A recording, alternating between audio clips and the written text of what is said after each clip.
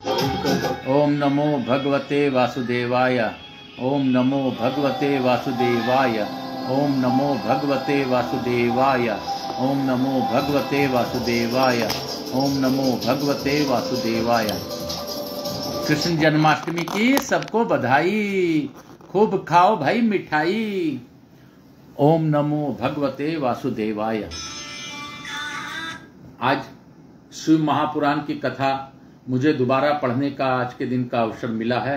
यह मेरे भोलेनाथ का ही दया है और भगवान श्री कृष्ण का भी आशीर्वाद है। भगवान विष्णु आज जन्माष्टमी का उत्सव मनवा रहे हैं और आज के जन्माष्टमी उत्सव में समय होने के कारण मैं कथा पढ़ने का विचार किया था सुबह कि अगर संभव होगा तो कथा पढ़ पाऊंगा। तो आज की कथा फिर से पुनः प्रारंभ करता हूँ। यहाँ के स्थान देवता, वास्तु देवता, ग्राम देवता, क्षेत्रपाल देवता, समस्त देवी देवता, हमारी कुल देवी सरस्वती माता और मेरे गुरु आचार्य संगीत कृष्ण जी महाराज का वंदन करते हुए उनका आशीर्वाद प्राप्त करते हुए आज शिव महापुराण की कथा को आगे पढ़ूंगा। उसके साथ ही मैं सबसे अनुरोध करता हूं कि आज ज्यादा से ज्यादा नाम जाप प्रार्थना करते रहें। मन में जिस भी ईश्वर का आप प्रार्थना करेंगे वह भगवान भोलेनाथ या विष्णु को ही मिलेगा या कृष्ण को ही मिलेगा, क्योंकि कृष्ण और शिव और ब्रह्मा सब एक ही हैं। आज सुबह जो मैंने कथा पढ़ी थी उसमें साफ बताया गया था कि तीनों ही एक हैं, ब्रह्मा विष्णु महेश तीनों एक का। तो जिस भी रूप में आप आज भजन पूजन करेंगे आज आपको ज्यादा फलदायी होगा। आज रोहिणी नक्षत्र होने के कारण आज विशेष रूप से आज के दिन का ही विधान बताया गया है, लेकिन मथुरा में कल मनाया जाएगा, तो कल भी लोग मनाएंगे।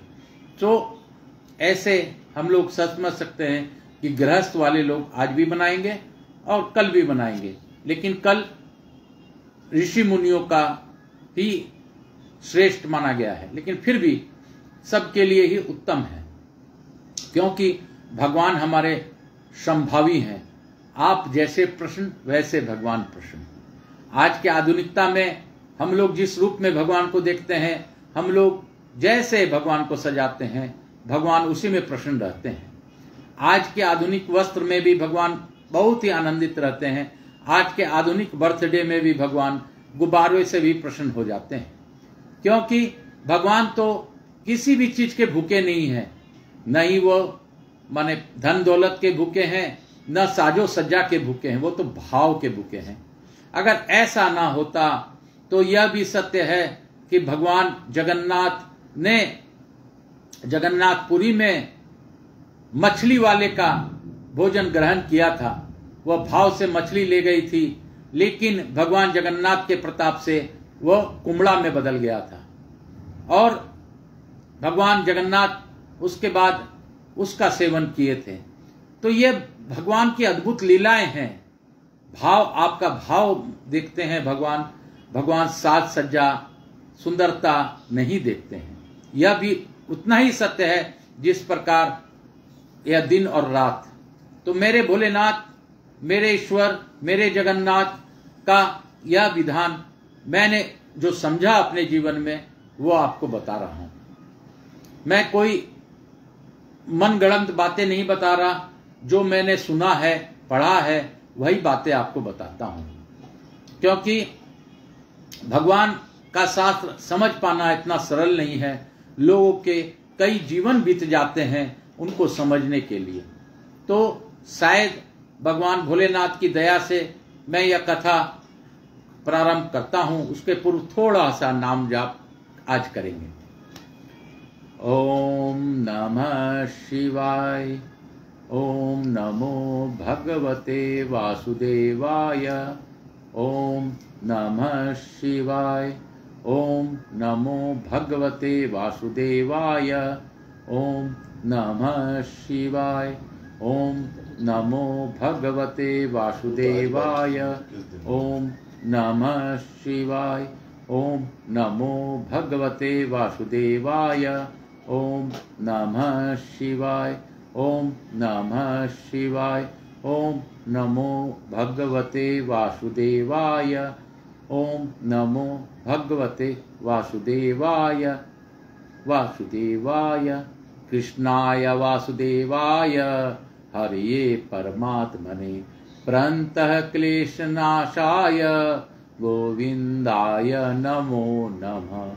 वसुदेवसुतं देवं कंसचाणूरमर्दनं देवकी परमानंदं कृष्णं वंदे जगद्गुरुम्। ओम नमः शिवाय। आप सबों को नमन करते हुए मेरे गुरु आचार्य संगीत कृष्ण जी महाराज संवरिया बाबा का आशीर्वाद प्राप्त करते हुए आज की आगे की कथा प्रारंभ करूंगा। हम लोगों ने आज 19वां अध्याय पूर्ण किया था। आज आगे की कथा का 20वां अध्याय 20वां अध्याय पढ़ता हूं। ब्रह्मा जी का रुद्र सिर नाम पड़ने का कारण सती का शिव का विवाह उत्सव। विवाह के अनंतर शिव और सती का वृषभ रूढ़ भी हो कैलाश के लिए प्रस्थान। नारद जी बोले, हे ब्रह्मांड, हे विधे, हे महाभाग, हे शिव भक्त, हे श्रेष्ठ प्रभु, हे विधे, आपने भगवान शिव के परम मंगलदायक तथा अद्भुत चरित्र को सुनाया। हे तात, उसके बाद क्या हुआ? चंद्रमा के सिर पर धारण करने वाले शिव जी एवं सती के दिव्य तथा संपूर्ण पाप राशि का नाश करने वाले चरित्र का वर्णन कीजिए। ब्रह्मा जी बोले, भक्तों पर अनुग्रह करने वाले शिव जी जब मेरे वध करने से विरत हो गए तब सभी लोग निर्भय, सुखी और प्रसन्न हो गए। सभी लोगों ने हाथ जोड़कर नतमस्तक हो शंकर जी को प्रणाम किया, भक्ति पूर्वक स्तुति की और प्रसन्नता पूर्वक जय जयकार किया। हे मुने, उसी समय मैंने प्रसन्न तथा निर्भय होकर उन अनेक प्रकार के उत्तम स्तोत्रों द्वारा शंकर जी की स्तुति की। हे मुने, तत्पश्चात अनेक प्रकार की लीला करने वाले भगवान शिव प्रसन्नचित होकर सभी को सुनाते हुए मुझसे इस प्रकार कहने लगे।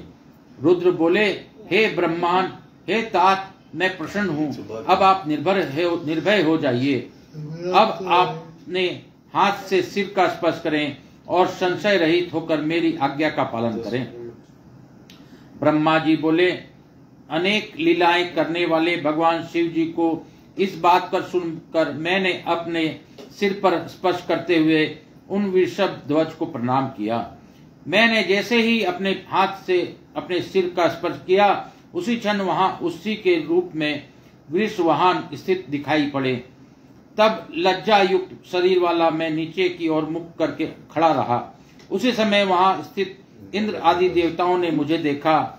उसके पश्चात लज्जा से युक्त होकर मैं शिव जी को प्रणाम करके तथा उनकी स्तुति करके क्षमा कीजिए ऐसा कहने लगा।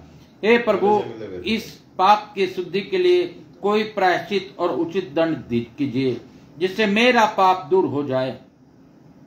इस प्रकार मेरे कहने पर भक्त वत्सल सर्वेश शंभु अत्यंत प्रसन्न होकर मुझे विनम्र ब्रह्मा से कहने लगे। शंभु बोले, हे ब्रह्मन, मुझसे अधिष्ठित इसी रूप में आप प्रसन्नचित होकर आराधना में संलग्न रहते हुए तप करें। इसी से पृथ्वी पर सर्वर्थ रुद्र सिर नाम से आपकी प्रसिद्धि होगी और आप तेजस्वी ब्राह्मणों के समान कार्यों को सिद्ध करने वाले होंगे। आपने काम के वशीभूत होकर जो वीर्यपात किया है वह कृत मनुष्यों का है, इसलिए आप मनुष्य होकर पृथ्वी पर विचरण करें। जो तुम्हें इस रूप से देखकर यह क्या ब्रह्मा के सिर पर शिव जी कैसे हो गए ऐसा कहता हुआ पृथ्वी पर विचरण करेगा और फिर जो कौतूहलवश आपके संपूर्ण कृत्य को सुनेगा वह पराई स्त्री के निर्मित किए गए त्याग से शीघ्र ही मुक्त हो जाएगा। लोग जैसे जैसे आपके इस कुकृत्य का वर्णन करेंगे वैसे वैसे आपके इस पाप की शुद्धि होती जाएगी। हे ब्राह्मण, संसार में मनुष्यों के द्वारा आपकी उपहास कराने वाला तथा आपका निंदा कराने वाला यह प्रायश्चित मैंने आपसे कह दिया। कान पीड़ित आपका जो तेज वेदी के माध्यम से गिरा तथा जिसे मैंने देख लिया वह किसी को भी धारण करने योग्य नहीं होगा। तुम्हारा जो तेज पृथ्वी पर गिरा उससे आकाश से प्रलयकार कर मेघ होते होंगे। उसी समय वहां देव ऋषियों के सामने सिद्धि इस तेज है से हे तात सर्वेवर्त आवर्त पुष्कर तथा द्रोण नामक ये 4 प्रकार के प्रलयनकारी महामेघ हो गए। हे मुनिश्रेष्ठ, ये मेघ शिव की इच्छा से गरजते हुए जल की थोड़ी सी वर्षा करते हुए तथा भयानक शब्द करते हुए आकाश में फैल गए। उसी समय घोर गर्जन करते हुए उन मेघों के द्वारा आकाश के आच्छादित हो जाने पर सिद्ध ही शंकर जी और सती देवी शांत हो गए। हे मुने, उसके बाद मैं निर्भय हो गया और शिव जी की आज्ञा से मैंने विवाह के शेष कृत्यों को यथाविधि पूर्ण किया। हे मुनि श्रेष्ठ, उस समय देवताओं ने प्रसन्न होकर शिव के मस्तक पर चारों ओर से पुण्यों की वर्षा की।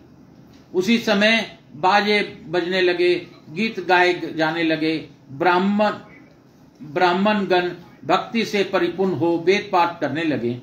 रंभा आदि अप्सराएं प्रेम पूर्वक नृत्य करने लगी। इस प्रकार हे नारद, देवताओं की स्त्रियों के बीच महान उत्सव हुआ। तदंतर यज्ञ कर्म का फल देने वाले भगवान परमेश्वर शिव प्रसन्न होकर लौकिक गति का आश्रय लेकर हाथ जोड़कर प्रेम पूर्वक मुझ ब्रह्मा से कहने लगे। ईश्वर बोले, हे ब्राह्मण, जो भी वैवाहिक कार्य था उसे आपने उत्तम रीति से संपन्न किया है। अब मैं आप पर प्रसन्न हूँ। आप इस वैवाहिक कृत्य के आचार्य हैं, मैं आपको क्या दक्षिणा दूं? हे सुरश्रेष्ठ, आप उसे मांगिए, वह दुर्लभ ही क्यों न हो उसके सिद्ध कहिए। हे महाभाग, आपके लिए मेरे द्वारा कुछ भी अदेय नहीं है। ब्रह्मा जी बोले, हे मुने, शंकर का वह वचन सुनकर मैंने हाथ जोड़कर विनीत भाव से उन्हें बार बार प्रणाम कहा। हे देवेश, यदि आप प्रसन्न हैं और यदि मैं वर प्राप्त करने योग्य हूं तो हे महेशान, जो मैं कह रहा हूं उसे आप अत्यंत प्रसन्नता के साथ कहिए। हे महेश्वर, आप मनुष्यों के पाप के शुद्धि के लिए इसी रूप में इस वेदी पर सदा विराजमान रहिए। हे चंद्रशेखर, हे शंकर, जिससे आपके सानिध्य में अपना आश्रम बनाकर अपने इस पाप की शुद्धि के लिए मैं तपस्या करूं। चैत्र मास के शुक्ल पक्ष की त्रयोदशी तिथि को पूर्वा फाल्गुनी नक्षत्र में रविवार के दिन इस भूतल पर जो मनुष्य आपका भक्ति पूर्वक दर्शन करेगा, हे हर उसके सारे पाप नष्ट हो जाएं, विपुल पुण्य की वृद्धि हो और उसके समस्त रोगों का सर्वथा नाश हो जाए। जो स्त्री दुर्भाग्य बंधिया कानी अथवा रूपहीन हो वह भी आपके दर्शन मास से निश्चित रूप से निर्दोष हो जाए। ब्रह्मा जी बोले, इस प्रकार आपने तथा संपूर्ण लोगों को सुख देने वाला मुझ ब्रह्मा का वचन सुनकर प्रसन्न मन से भगवान शंकर ने तथास्तु कहा।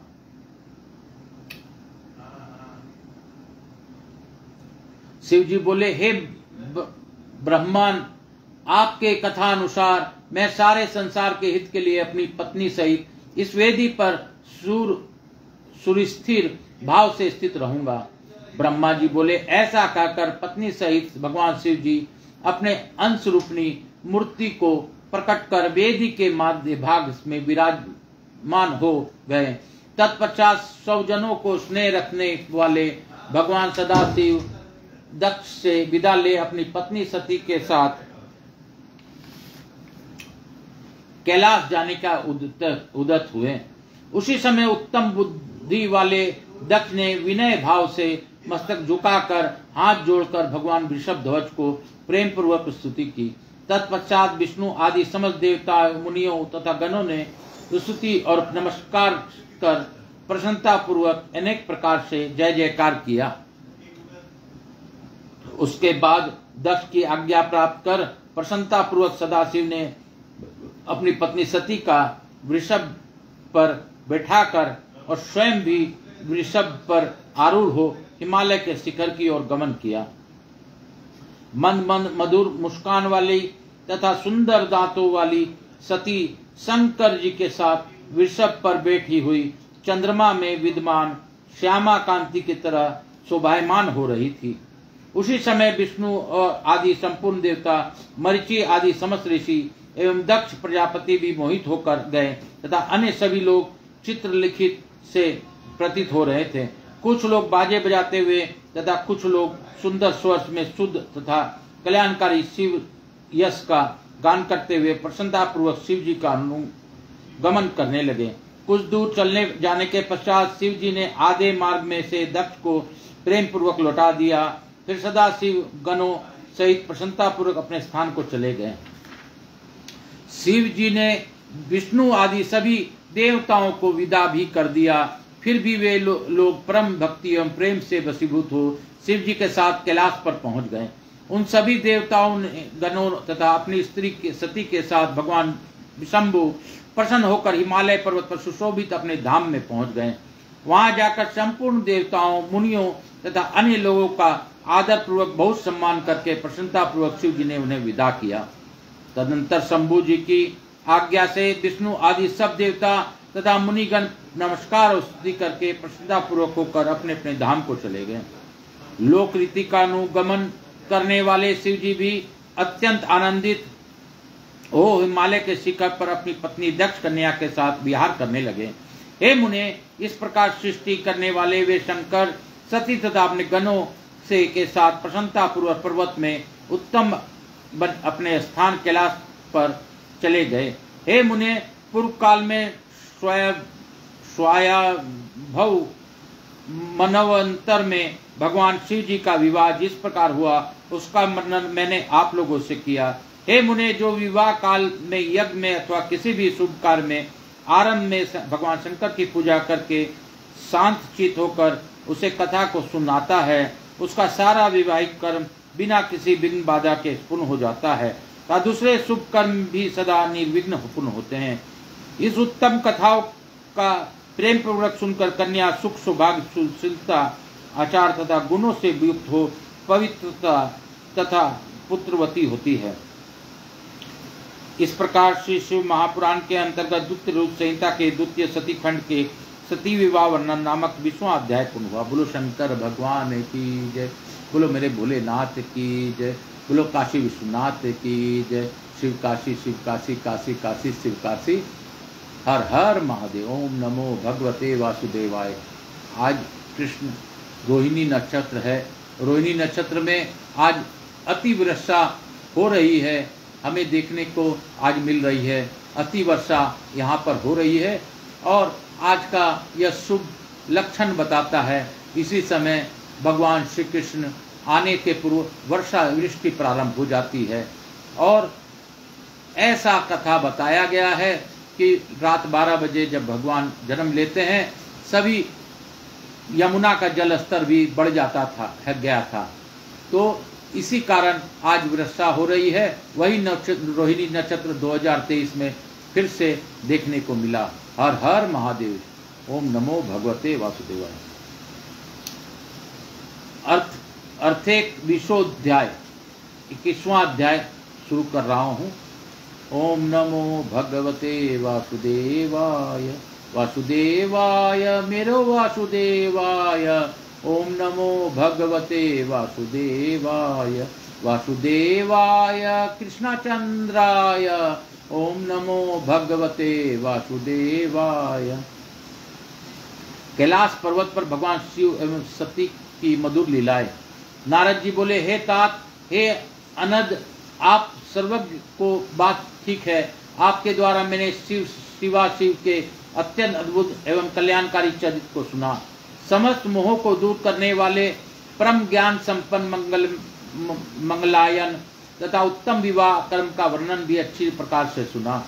हे महाप्राज्ञ, फिर भी शिव जी एवं सती के अत्यंत मनोहर एवं उत्तम चरित्र को सुनने की प्रबल इच्छा है, अतः आप मुझ पर दया करके पुनः उसका वर्णन कीजिए। ब्रह्मा जी बोले, हे मुने, आपकी इच्छा परम दयावान शिव जी की लीला सुनने में लगी हुई है।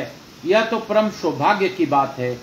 हे सौम्य, जो आपने मुझे शिव जी के इस लीला का वर्णन करने के लिए बार बार प्रेरित किया है। हे नारद, शिव जी ने दक्ष प्रजापति की कन्या एवं जगत जननी देवी सती के साथ विवाह कर उन्हें अपने स्थान पर ले जाकर जो कुछ भी किया उसे अब सुने। हे देवऋषि, दक्ष से विदा होने के बाद महादेव जी ने गणों सहित अपने आनंददायक स्थान पर जाकर बड़ी प्रसन्नता के साथ अपने परम प्रिय वाहन नंदीश्वर से उतरे। हे देवऋषि, इस प्रकार संसारिक लीला करने के प्रवीण सतीपति सदाशिव यथो योग्य अपने स्थान से प्रवेश कर अत्यंत हर्षित हुए। इन महादेव जी ने सती का प्राप्त कर लेने के उपरांत अपने नंदी आदि समस्त गणों को पर्वत की कंदरा से बाहर भेज दिया।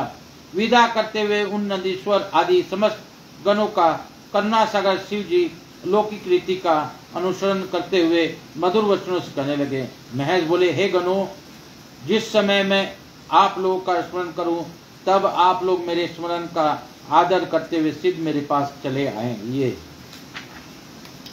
शिव जी के ऐसा करने पर महेश, महावेगवान महावीर नंदी आदि वे सभी गण अपने स्थान को चले गए।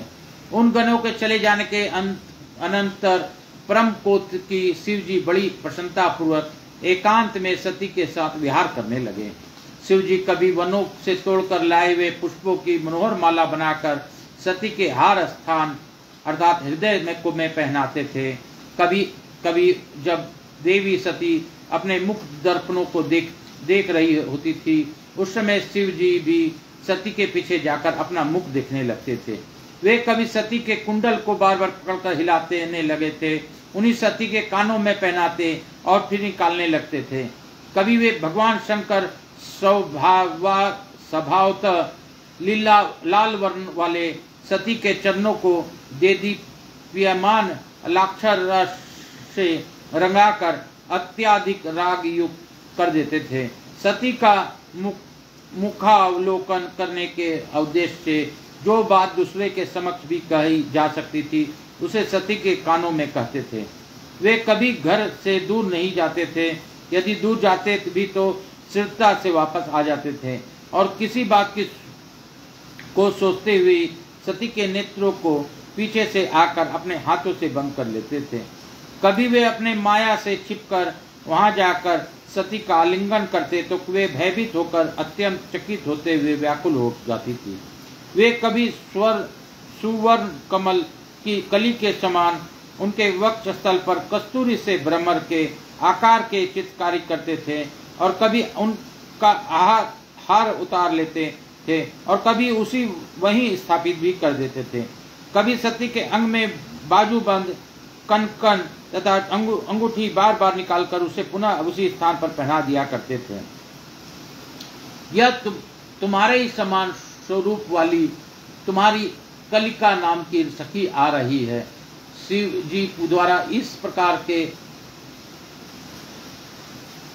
सुनकर जब सती उस सखी को देखने के लिए चलती तो शिव जी उनका स्पर्श करने लगते। कभी परम यथाधिपति शिव काम के उन्माद से व्याग्र होकर अपने प्रिया के साथ कामेकिल परिहास करने लगते थे। कभी शंकर जी कमल पुष्पों तथा अन्य मनोहर पुष्पों को लाकर बड़े प्रेम से उनका आभूषण बनाकर सती के अंगों में पहनाते थे।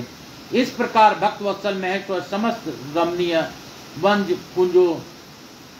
कुंजों से सती के साथ विहार करने लगे।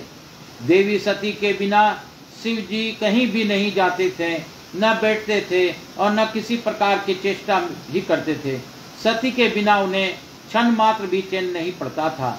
इस प्रकार कैलाश पर्वत के प्रत्येक वन कुंज में बहुत समय तक विहार करने के पश्चात वे पुनः हिमालय के शिखर गए और उन्होंने अपनी इच्छा से कामदेव का स्मरण किया।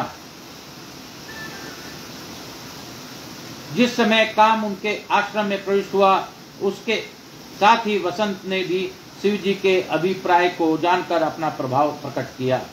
उस पर्वत के सभी वृक्ष तथा ललताएं पुष्पों से आच्छादित हो उठी और जल खिले कमलों से तथा कमल भ्रमरों से युक्त हो गए।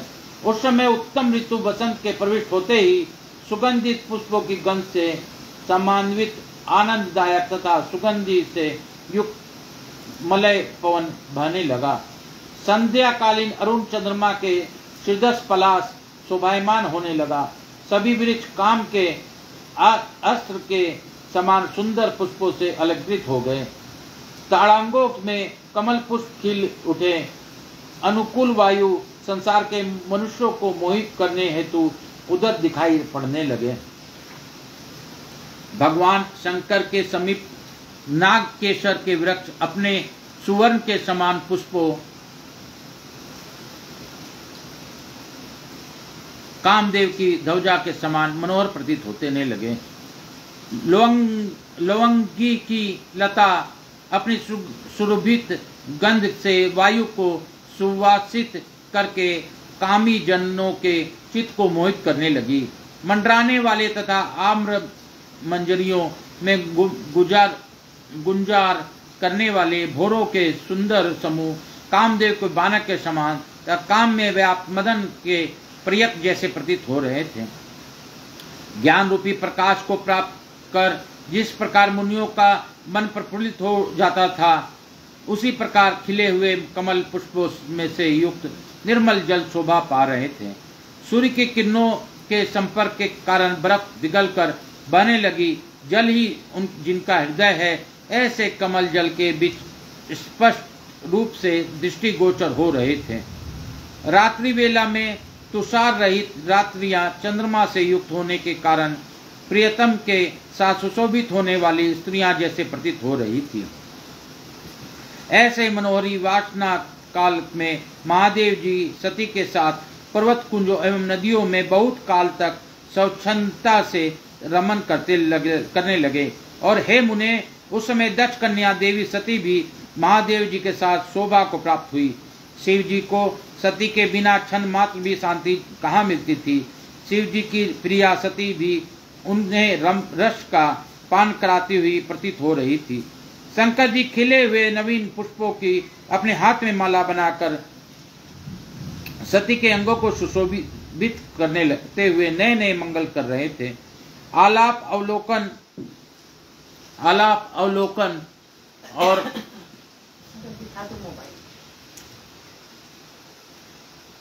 ओम नमो भगवते वासुदेवाय। आलाप अवलोकन, हास्य और परस्पर संभाषण आदि के द्वारा वे शंभु कभी उन गिरिजा को स्वयं सौत के रूप भी दिखा देते थे। उन सती के चंद्रमुख का अमृतपान करने में संरुद्ध शरीर वाले शिव अपने शरीर की अनेक अवस्थाएं कभी कभी दिखाने लगते थे। वे शिव जी के सती मुख कमल की सुगंधी उनकी मनोहरी सुंदरता तथा प्रतिपूर्ण चेष्टाओं में इस प्रकार बंध गए थे जैसे कोई बंधा हुआ हाथी किसी भी प्रकार की चेष्टा करने में अपनी असमर्थता पाता है। इस प्रकार हे महेश्वर हिमालय पर्वत के कुंजों, शिखरों और गुफाओं में सती के साथ प्रतिदिन रमन करने लगे। हे सुर से इस प्रकार उनके विहार करते हुए देवताओं के वर्ष के अनुसार 25 वर्ष व्यतीत हो गए। इति श्री शिव महापुराणे द्वितीय रुद्र संहिता द्वितीय सती खंडे सती वृक्तिजा वर्णन नाम 21वां अध्याय। इस प्रकार श्री शिव महापुराण के अंतर्गत द्वितीय रुद्र संहिता के द्वितीय सती खंड में सती शिव क्रीड़ा वर्णन नामक 21वां अध्याय पूर्ण हुआ। बोलो शंकर भगवान की जय, बोलो मेरे महादेव की जय, बोलो मेरे विश्वनाथ की जय। शिव काशी शिव काशी, काशी काशी शिव काशी, काशी काशी शिव काशी, शिव काशी शिव काशी। आज मैंने पूर्व में ही कहा था कि आज अद्भुत संयोग है। आज रोहिणी नक्षत्र है, बाहर बहुत ही जोर से जलवृष्टि हो रही है। और जिस प्रकार कृष्ण जन्म के दिन सारा भगवान ने अंधकार कर दिया था, आज मेरे घर में भी अंधकार हो चुका है। भगवान ने लाइन को भी कटवा दिया है। और आज पूरा ही आज गोपाल जी का आने का दिन पुनः है। पुनः कृष्ण जन्म का वही अद्भुत संगम संजोग और यह दिन है। कलयुग में आज के दिन मुझे विश्वास है कि भगवान का यह प्रागड़ जरूर ही कुछ लीला रचने वाला है, क्योंकि कलयुग में भगवान ने कहा था कि जब भी पाप की वृद्धि होगी, धर्म आचरण नहीं होगा, मैं पुनः इस स्थापित करने के लिए आऊंगा। मुझे लगता है कि जिस प्रकार वृष्टि हो रही है, वर्षा हो रही है, जल प्रलय का आशंका हमारे मौसम विभाग ने भी बताया है। सभी जगह मौसम विभाग के द्वारा ज्यादा जल वृष्टि होने की संभावना व्यक्त की गई है। तो मेरे महादेव, मेरे कृष्ण, मेरे भोलेनाथ क्या करना चाहते हैं वह जाने। मेरा तो कर्म है, मैंने किया। आज मैंने जहां तक भी पढ़ पाया, जो भी आप लोगों से कथा का वर्णन कर पाया, मैं किया हूं और कर रहा हूं और आगे भी करता रहूंगा। बाबा भोलेनाथ की दया से आज की इस कथा को यहीं पे विराम दूंगा और उनका ही कृपा मानते हुए आप सबों को नमन करते हुए प्रार्थना करूंगा। आप भी मेरे साथ प्रार्थना कीजिए, इसका फल अवश्य मिलेगा। यह शिव महापुराण अद्भुत महापुराण है। इसका दर्शन मात्र से हम लोगों के जन्मों जन्म के पाप नष्ट हो जाते हैं। यह शिव महापुराण कोई ऐसा पुराण नहीं है जिसको कि आप माने यह कह सकें। यह शिव महापुराण भगवान भोलेनाथ के लाखों शब्द, लाखों करोड़ों वाक्य निकले हैं। इसमें से छांट कर हमारे ऋषि मुनियों ने इसको संजोया है और जो कि बहुत मुश्किल से इतना मोटा ग्रंथ 2 ग्रंथ में आ पाया है। 2 ग्रंथ, इसका यह पहला भाग अभी हम लोग पढ़ रहे हैं। पहले भाग में अभी हम लोगों ने रुद्र संहिता के 21वां अध्याय तक पहुंच पाए। यह ग्रंथ अद्भुत संजोग है कि आज मुझे सुनने और सुनाने का अवसर प्रदान मिला। मैं आप सबसे भी विनती करता हूं कि जिस प्रकार मैं प्रार्थना कर रहा हूं, आप लोग भी करें। मैं आकाश कुमार राजगढ़िया, बंसल गोत्रपन्नो हम, उमाशंकर नारायणी देवी राजगढ़िया का पुत्र, आचार्य संगीत कृष्ण जी महाराज सांवरिया बाबा का शिष्य और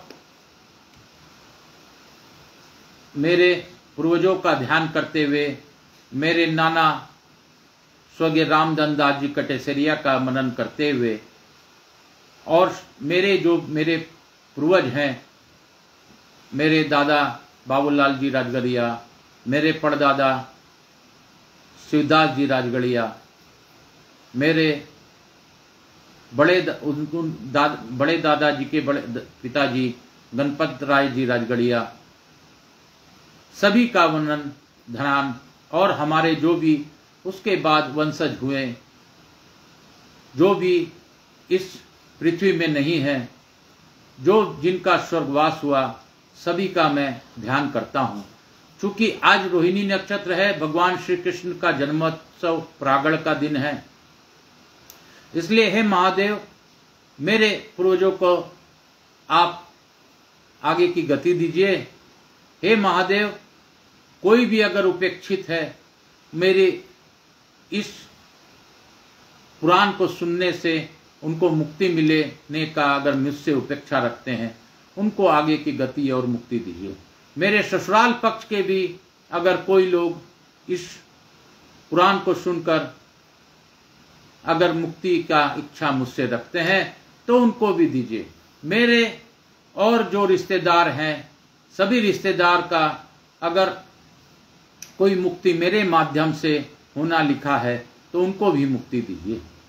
हे महादेव, मैं आपसे इतना भी मांगता हूं कि इस कथा को सुनने वाले लोगों को भी पापों का नष्ट कीजिए और उनके भी पूर्वजों कष्ट से मुक्ति दीजिए।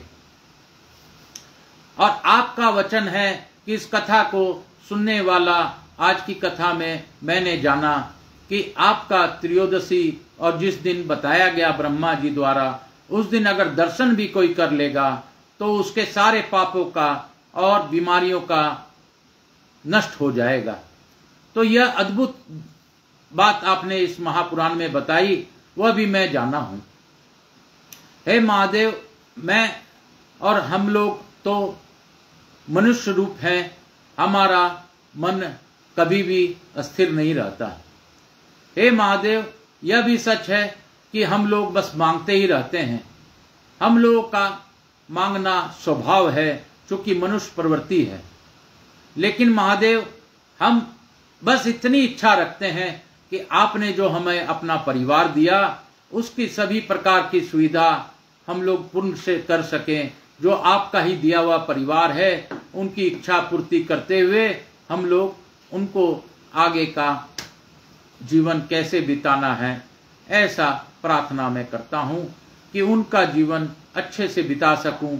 इसके लिए मुझे जो भी आप उचित समझें, उस प्रकार आप मुझे अर्थ प्रदान करें। हे विष्णु, हे लक्ष्मीपते महादेव, हे सतीपते उमापति महादेव, हे सरस्वतीपते ब्रह्मा, आपसे सबों से मैं प्रार्थना करता हूं कि आप लोग मेरे इस प्रार्थना से प्रसन्न होइए और प्रसन्नता पूर्वक सभी का कल्याण कीजिए। हर हर महादेव। श्री शिवाय नमस्तुभ्यं। हर हर महादेव। श्री शिवाय नमस्तुभ्यं। हर हर महादेव। हर हर महादेव। घर घर महादेव। श्री शिवाय नमस्तुभ्यं। हर हर महादेव। हर हर महादेव। घर घर महादेव। श्री शिवाय नमस्तुभ्यं। हर हर महादेव। हर हर महादेव। घर घर महादेव। श्री शिवाय नमस्तुभ्यं। हर हर महादेव। ओम नमो भगवते वासुदेवाय। वासुदेवाय कृष्णचंद्राय। ओम नमो भगवते वासुदेवाय। वासुदेवाय कृष्णचंद्राय। ओम नमो भगवते वासुदेवाय। ओम नमो भगवते वासुदेवाय। ओम नमो भगवते वासुदेवाय। ओम नमो भगवते वासुदेवाय। काशी काशी शिव काशी, काशी काशी शिव काशी। अभी लाइन आ चुकी है और 11:30 ही बजा है।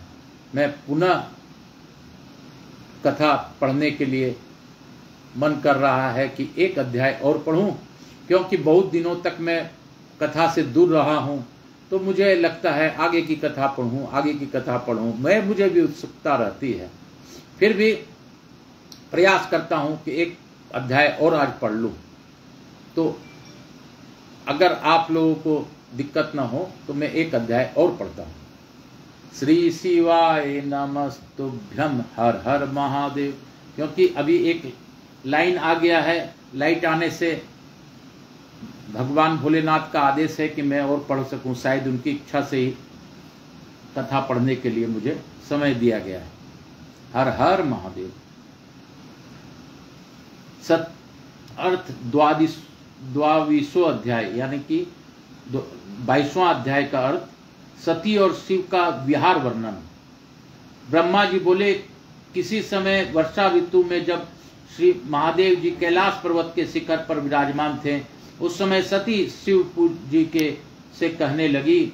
सती बोली, हे देवादिदेव, हे महादेव, हे शंभो, हे मेरे प्राण वल्लभ, हे नाथ, मेरे वचन को सुनिए और हे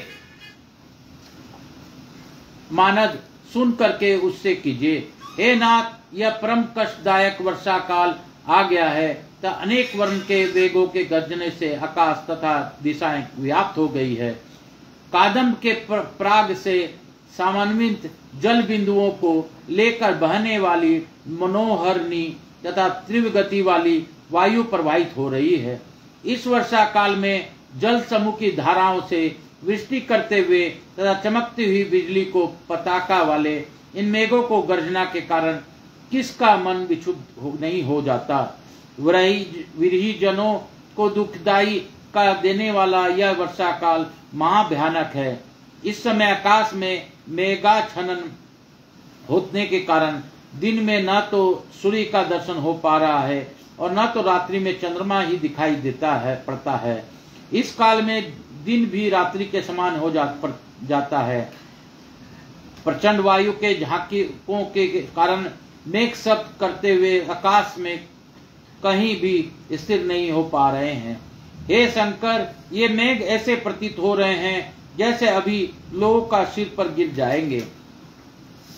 हे शंकर, हवा के वेग से बड़े बड़े वृक्ष आकाश में नाचते हुए ऐसे प्रतीत हो रहे हैं। मैं कामी जनों के लिए सुख देने वाला तथा भीरू जनों का भयभीत करने वाली है।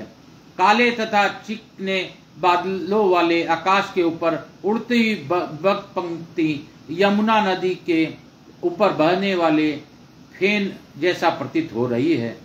इस काली रात्रि में बादल में छुपा हुआ यह चंद्रमंडल समुद्र में प्रदप्त हुए वाडवाग्नि के समान प्रतीत हो रहे हैं। हे विरूपाक्ष, एवं इस मंदरांचल पर्वत शिखर के प्रांगण भी वर्षाकालीन घासें उग आई हैं। फिर अन्य स्थानों की चर्चा ही क्या करूं। मंदरांचल पर आश्रय ग्रहण करने वाले इन काले श्वेत तथा रक्त वर्ण के मेघों से यह विशाल हिमालय इस प्रकार प्रतीत हो रहा है जैसे पत्तों से पूर्ण दुग्ध का समुद्र हो। श्री शोभा सभी वृक्षों के त्याग कर केवल विषमता के से केंसुका वृक्षों को शोभित कर रही है। जिस प्रकार महालक्ष्मी कलयुग सजनों को त्याग कर सभी ऊंची नीची पुरुषों को प्राप्त होती है। मंदराचल पर्वत के शिखर पर वास करने वाली बादलों के शब्द से हर्षित होकर मोर वन में अपने पीठ दिखाकर नृत्य कर रहे हैं। मेघों के लिए उत्सुक इन चातकों की मधुर ध्वनि इस वर्षा काल में सुनाई पड़ रही है और पथिकगण तीव्र जल वर्षा के कारण रास्ते में होने वाली थकान को दूर कर रहे हैं।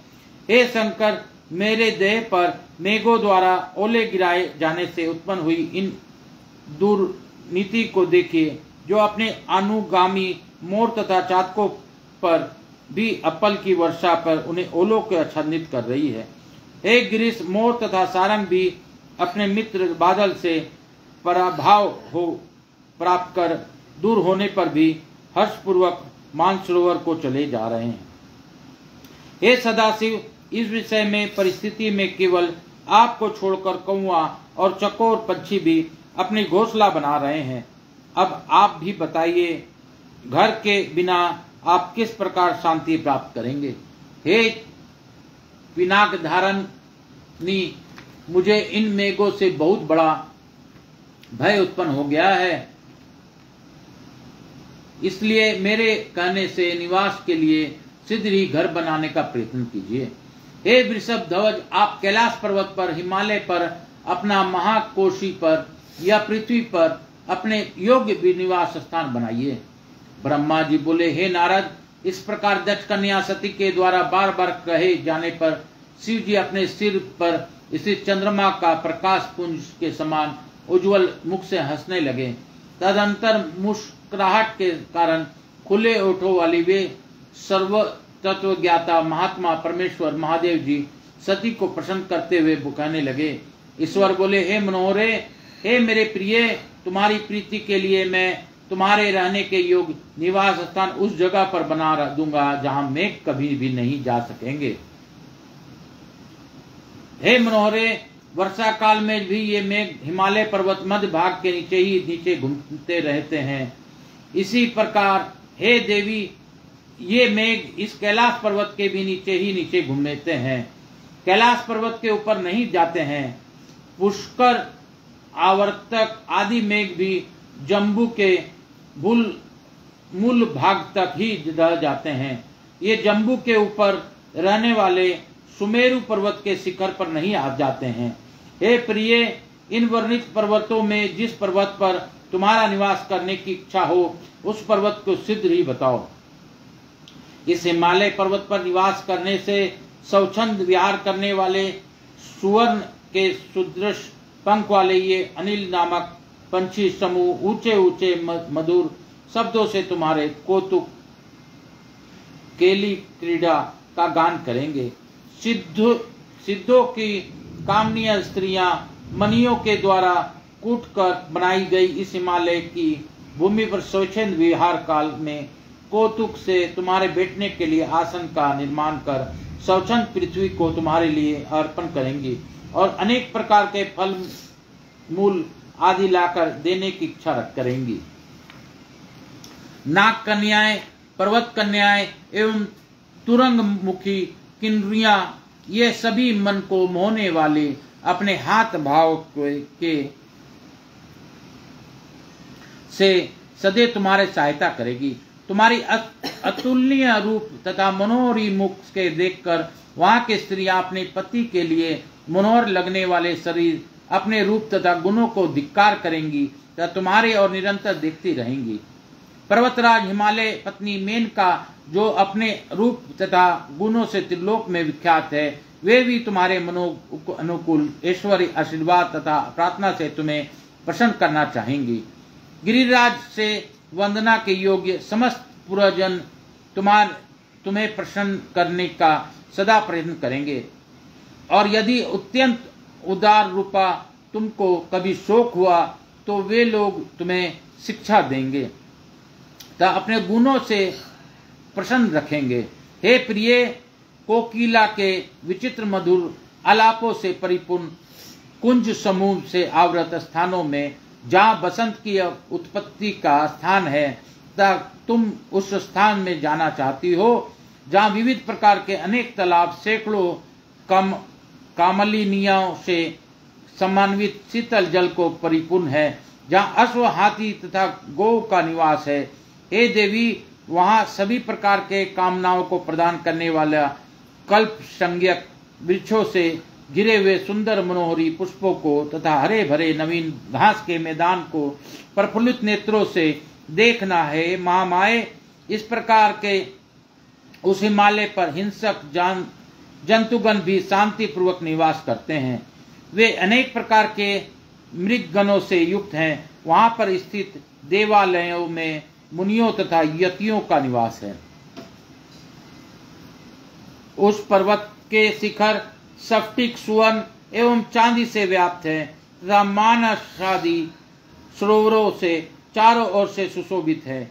वह सुवर्ण से बने हुए रत्नों के दंड वाले अर्धखिले कमलों से व्याप्त है। शिशुमार एवं असंख्य कच्छप एवं मकरों से वह मानसरोवर परिव्याप्त है। वह मनोहर नील कमलों और अल्पलक कमलों से शोभित है।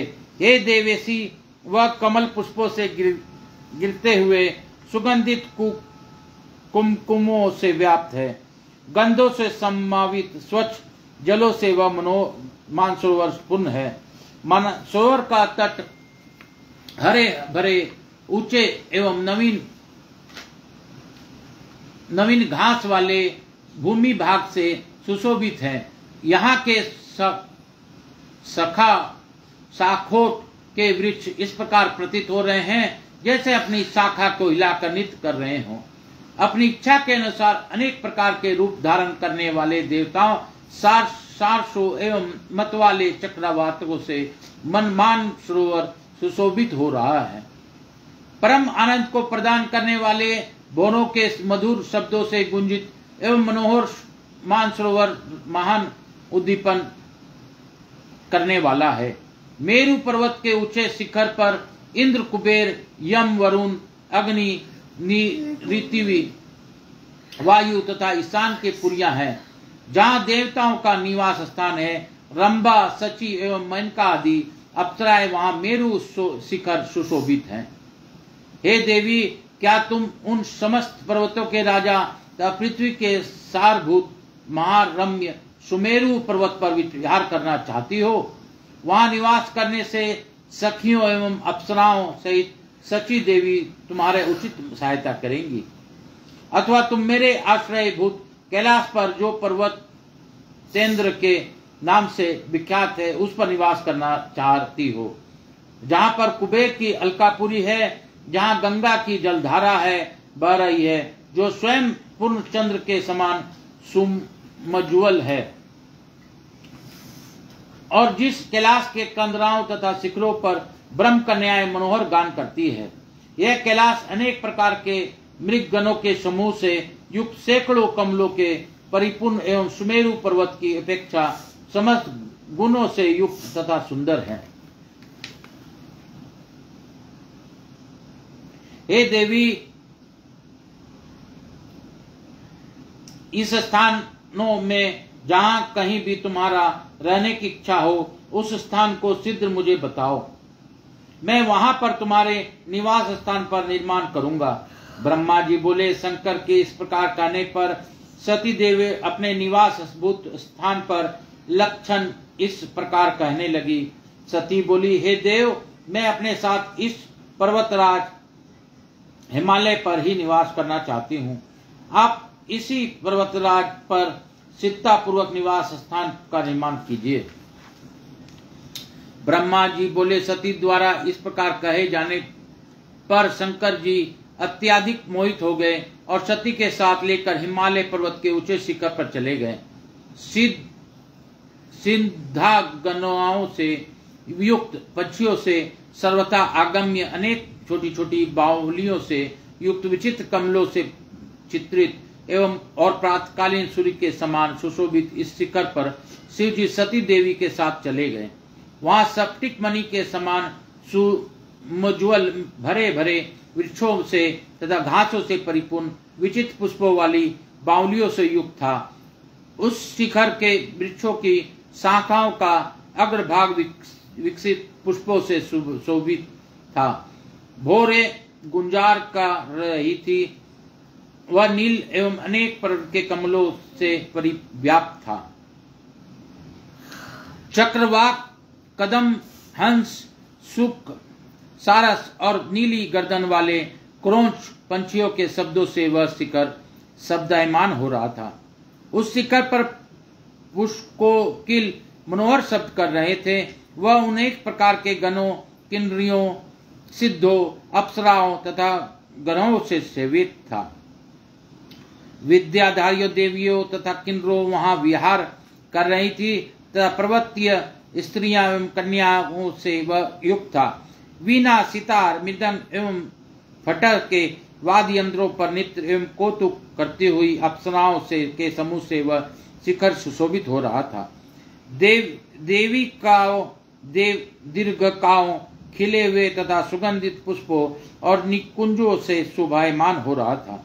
इस प्रकार के शोभा से युक्त पर्वतराज हिमालय के शिखर पर शंकर जी सती देवी के साथ बहुत काल तक रमन करते रहे।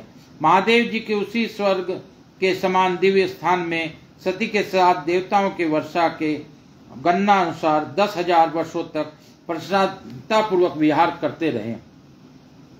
वे कभी उस स्थान को छोड़कर सती के साथ किसी दूसरे स्थान पर चले जाते थे और कभी देवी देवताओं से व्याप्त मेरु शिखर पर चले जाते थे। इस पृथ्वी तल के अनेक प्रकार के द्वीपों, उद्यानों एवं वनों में जाकर पुनः वहां आकर सती के साथ रमन करने लगते थे। शिव जी का मन यज्ञ, ब्रह्मा तथा समाधियों में नहीं लगता था। वे शंभु दिन रात मन में सती ही प्रीति करते रहते थे।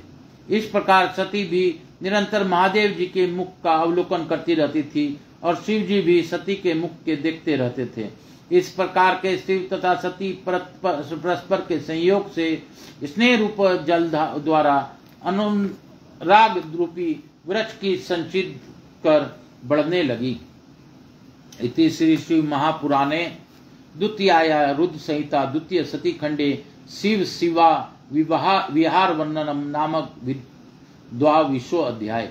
इसी प्रकार श्री शिव महापुराण के अंतर्गत द्वितीय रुद्र संहिता के द्वितीय रुद्र सती खंड में शिव शिवा वर्णन विहार वर्णन नामक 22वां अध्याय पूर्ण हुआ। बोलो शंकर भगवान की जय, बोलो मेरे महादेव की जय। शिव काशी शिव काशी शिव काशी, जो बोले शिव काशी शिव काशी शिव काशी, उसका बेड़ा पार हो। शिव काशी काशी काशी शिव काशी, जो बोले शिव काशी काशी काशी शिव काशी, जो बोले काशी काशी शिव काशी।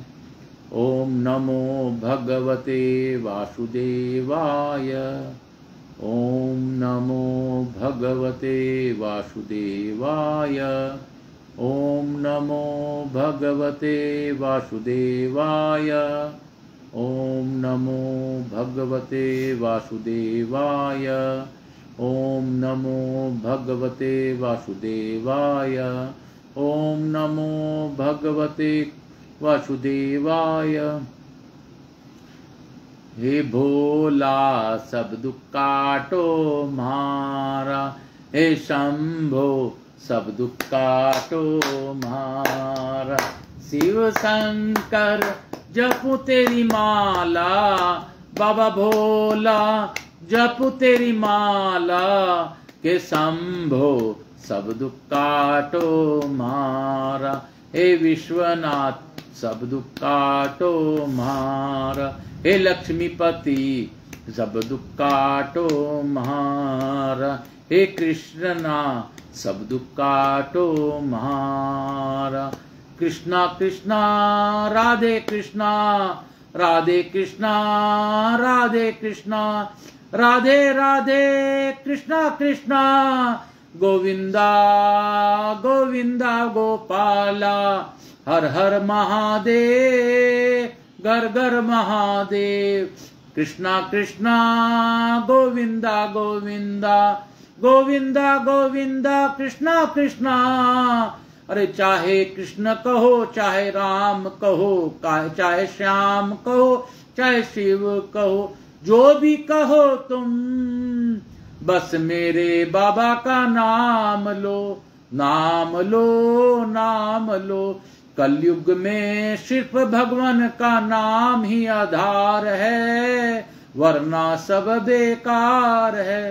हर हर महादेव। ओम नमो भगवते वासुदेवाय, ओम नमो भगवते वासुदेवाय। कृष्णा कृष्णा गोविंदा गोविंदा, गोपाला गोपाला कृष्णा गोपाला। कृष्णा कृष्णा गोविंदा गोविंदा, गोपाला गोपाला भज गोपाला गोपाला। हरे कृष्णा कृष्णा कृष्णा कृष्ण कहो, राम कहो, श्याम कहो या शिव कहो, जो भी कहो बस दिल से नाम लो।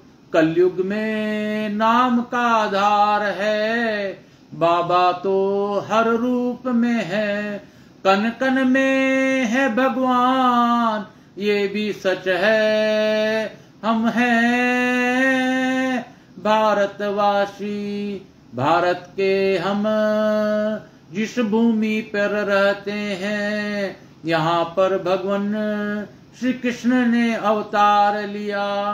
कृष्णा जन्म यही हुआ, भारत वो वंश है जिसमें भरतवंशी रहते हैं। भारतवासी हैं सबके काशी काशी, यहीं पर है मथुरा काशी, यहीं पर है पूरी जगन्नाथ, यहीं पर है द्वारिका, यही है मेरे भोलेनाथ। हर हर महादेव, हर हर महादेव, घर घर महादेव, हर हर महादेव, हर हर महादेव, घर घर महादेव। श्री शिवाय नमस्तुभ्यम। आज की कथा को यहीं पे विराम देता हूँ और मेरे भोलेनाथ का, मेरे काशी विश्वनाथ का, शंकर शंभू का, जगन्नाथ का, मेरे लाला का, कृष्ण कन्हैया का धन्यवाद देता हूँ कि आज मुझे कथा और भजन करने का अवसर मिला। आप लोगों के साथ मैंने भजन का आनंद लिया और मेरे आज की कथा को मैं श्री कृष्ण के चरणों में समर्पित करता हूँ। और यह भी सत्य है कि जितनी देर हम लोग शिव महापुराण सुनते हैं, पढ़ते हैं, भजन करते हैं, उतने देर भगवान श्री कृष्ण हमारे पितरों के साथ वास करते हैं। यह भी उतना ही सत्य है जितना कि है, और जितना कि यह दिन और रात भगवान शंकर शंभु जैसे सत्य हैं। आज की कथा हम लोग अपने पूर्वजों को समर्पित करते हुए, कृष्ण भगवान को चरणों में अर्पण करते हुए आज की कथा को यहीं पे विराम दूंगा। अपने गुरु आचार्य संगीत कृष्ण जी महाराज सांवरिया बाबा के चरणों में धन्यवाद देते हुए आज की कथा को विराम देता हूँ। हर हर महादेव, हर हर महादेव। श्री शिवाय नमस्तुभ्यम। हर हर महादेव। काल हर, दुख हर, दारिद्र हर, कष्ट हर। हर हर महादेव, हर हर महादेव। बाबा सबका कष्ट हरिए। हर हर महादेव।